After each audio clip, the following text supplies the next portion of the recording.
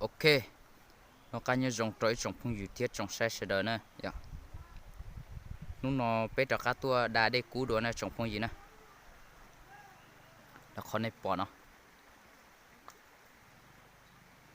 lúc nó cú thia cú bỏ nè thia cú đa lầu thia đa lầu bỏ nè thế nè trò trâu cho mình nhổ theo bé tua đá để cú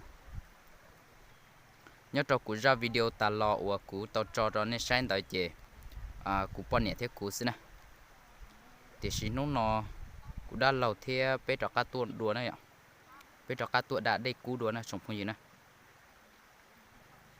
nhớ cho ra video ta lon đấy chị cũng có nể tao chơi tụi mi tu tua đa này vậy chị này tao tới cho bớt sát rồi nè ở sẽ có tới thì ít chế nó sống không gì nè này bao tiền nhớ cho lúc xưa ở ở xe cổ chua nó mà cho mình giờ tới bớt sát lại nè tới bao ít chế liêu vò vừa chua đã chỉ tên là chỉ hậu này vậy chị ít thì tao chơi tụi mi nhỏ tua đa nhớ cho ra video ta lo nó chế nữ cu dòng lấy tiền nữ cu dòng in tra rồi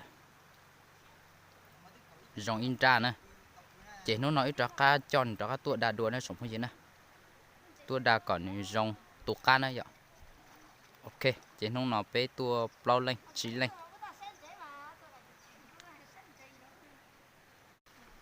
giờ tiền lên từ họ nhà đa đi cú nó là họ tua đa nó sống không gì nè tua đa giờ tiền hậu nó là nữ cu dòng bó xa dòng mò tây thế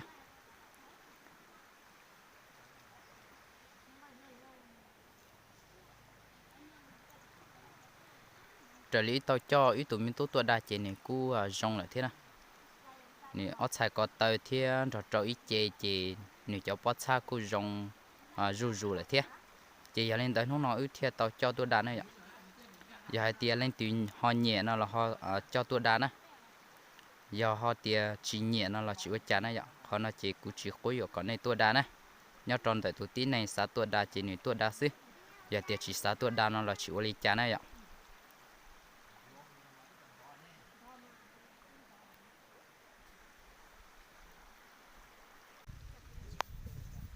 rong nó chẳng phải gì nữa nó nọ bé tua tao là gì cơ nữa họ tua ít cho cứ ti thế chỉ bao nhiêu trò họ thì tua thế này này tua là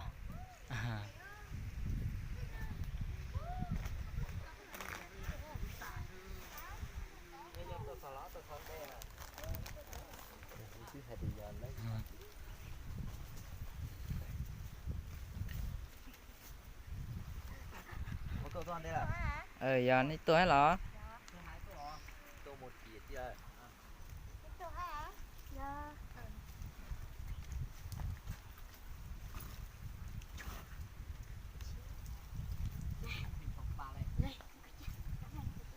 nó tôi trong cửa nó trồng cái gì nè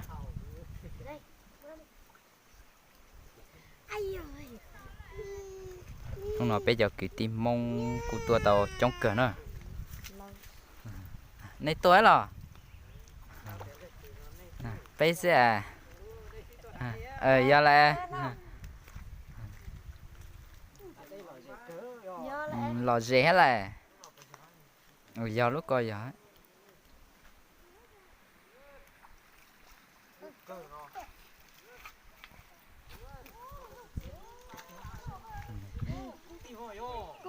cú hả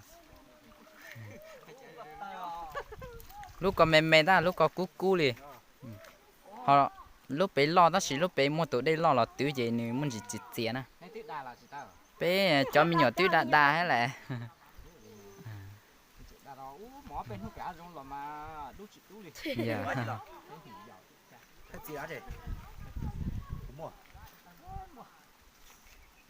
nó rồng nó mà bé tua là chống cơ nè muốn ná là tiếng muốn ná chống thể à nè có đây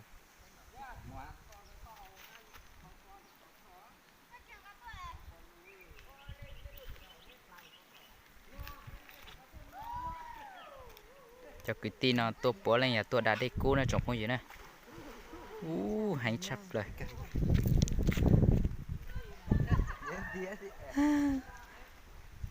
Cho nên sợ đợi một sát là đã đi cua kì nè.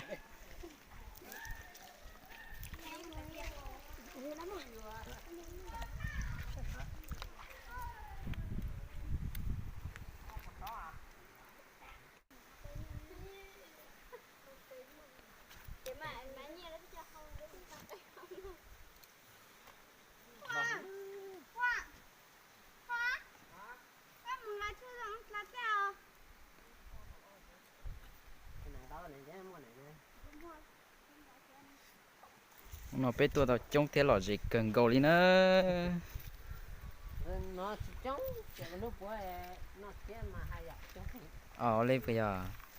Nó chết mà sinh anh nói anh vậy chốt đây hả tôi sẽ chia thế Anh nuôi vừa sáng nó chia mà hay là trông thế à?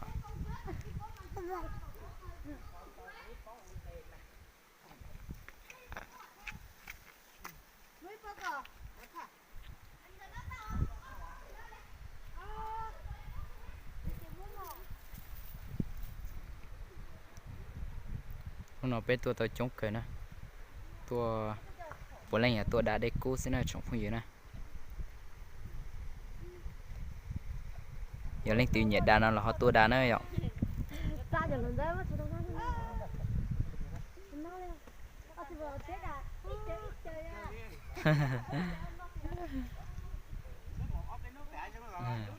Dạ.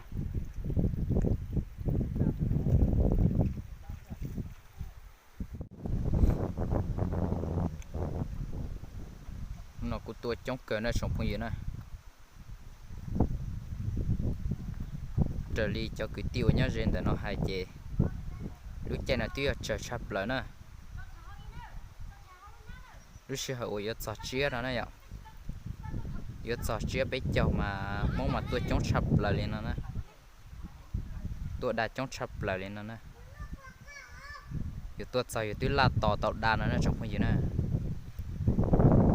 Nhớ trâu lúc trên là chỉ cú yếu chơi chơi thôi.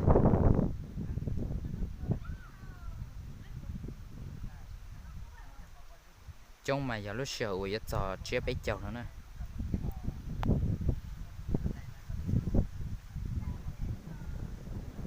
Cái tiêu anh nhớ cho tí nó nè. Tụi nó chói nhiều đút chạy chơi nó. Nì nhớ dây trong đó nó nè. Chỉ nì hai linh tới này ạ.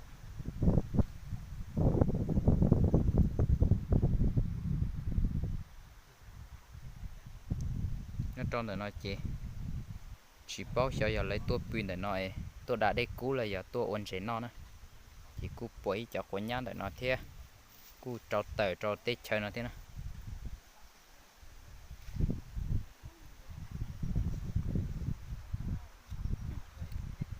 Y khó chịu rồi tí nó. Tiếng cái chất ta tạo ra tí nó nè. Mua ó khó chịu rồi tạo nó này. Nhẹ đa nhẹ rõ rời là không nên bỏ nó.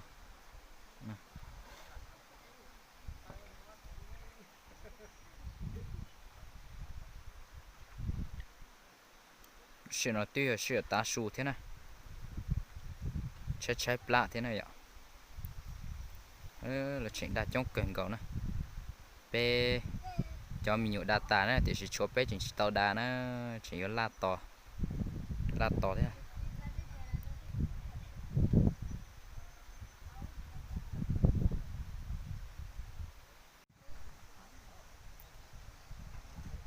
Khó cho nó chỉ nhớ về cái chase này ạ.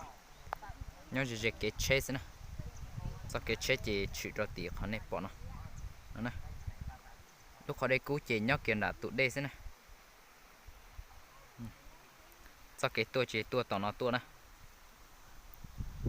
Để nó chỉ ở dưới xã cho lạc không nè. Lạc không nhớ tròn trả nó. Tiêm mà mũ chỉ nhớ trò bể nó nè. Tiêm mà mũ nhớ trò giá bể hậu đây. Lạc không nhớ tròn giá trả cát đây.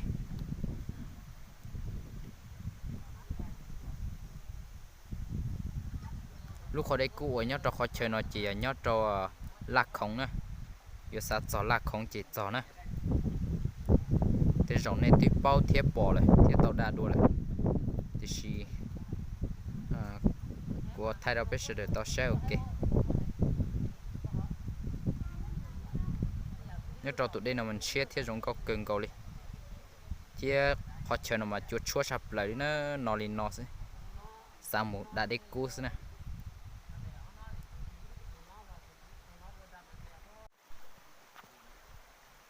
nhưng trong trên này sẽ đợi nó lúc sẽ nó bị đặt tại là bị tổng vào một chế nè sẽ chỉ mua chỉnh mua ít cho đa đa này khỏi bỏ nó thế chỉ mới cho nhóc bị nó thế nào